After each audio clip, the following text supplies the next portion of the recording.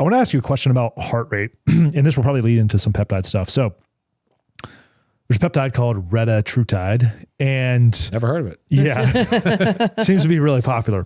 But there's this phenomenon where Retatrutide will raise your resting heart rate in a lot of cases. Now, the question is there a good range of heart rate to be in? And someone taking Reta, fully going into it knowing, because I have a lot of people that are very fit that I've worked with, maybe their resting heart rate's like a 45, and they take Reta and it goes up to 55 or 60, and they panic. They're like, oh my goodness, my identity, or I had this like badge of honor because of my resting heart rate was a 45, to which one I would say might not always be the best thing in a lot of cases. But let's say someone starts Reta, they see their resting heart rate go up, they probably see their HRV go down because everyone worships at the altar of the Oura ring now because it tracks everything and stuff, which I don't think is a bad thing. I use it myself, but I also think it's data, and let's like use it as a piece, as a component, rather than like the altar to worship at.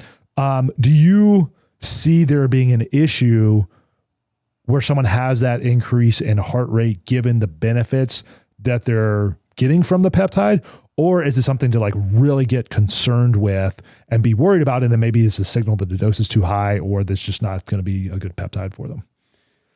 So from like a cardiologist standpoint, any good cardiologist would basically say like every beat over 70 at rest is going to take off X percentage of your lifespan, or whatever arbitrary numbers you want to put there, because the numbers don't really matter. Yeah. But it seems to be basically above 70 beats per minute at rest. That's usually when things could be better, right? Your heart's working so hard at that point, and usually it's more like a sinus rhythm problem, or a lot of people in today's society, it's that neural input, right? Like it's getting that tachycardia response because you opened up Instagram, your best friend posted a squat that you didn't get. Yeah. So you have that sinus. So it's sinus input, that basic rhythm, like your heart will beat without neural input at 100 beats per minute.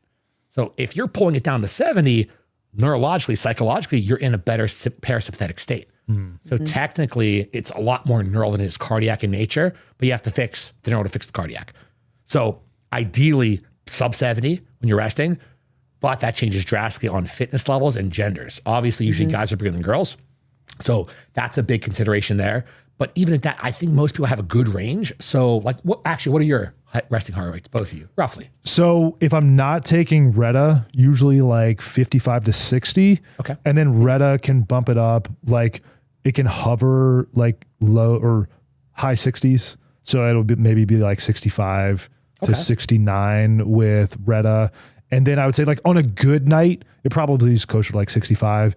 If I've been stressed or whatever, it might be closer to like 68, 69. It's rarely over 70. Taylor's is actually much lower. Yeah. Hers is usually, even on Reta, probably like a 55 to 60. Without Reta, probably around 50. But that's kind of the question. Is like, is that cause for concern? Like, am I shortening my life or potentially causing harm from taking it from like 55 to 65, or is that just kind of like, what I kind of think of that too is like, well, if I was in a fat loss phase, which I'm kind of naturally inducing with Reta, is that also going to cause my heart rate? Because if I was like dieting really hard, that'd probably raise my heart rate too, lower my HRV. And so it's like, is it just inducing that to where it's like a little bit more easy for me to do, and the same thing is happening? And that's why Ask's the perfect example, where the female, a little bit of change, nothing too crazy, but the guy, you see noticeable change. Neither ones to me are either cause for concern. It's the only when you go up by like 20 points. If you're like a 50s, now you're hanging out the 80s or 70s, like something's on there, but there is that degree of change once you start actually driving beta oxidation that hard.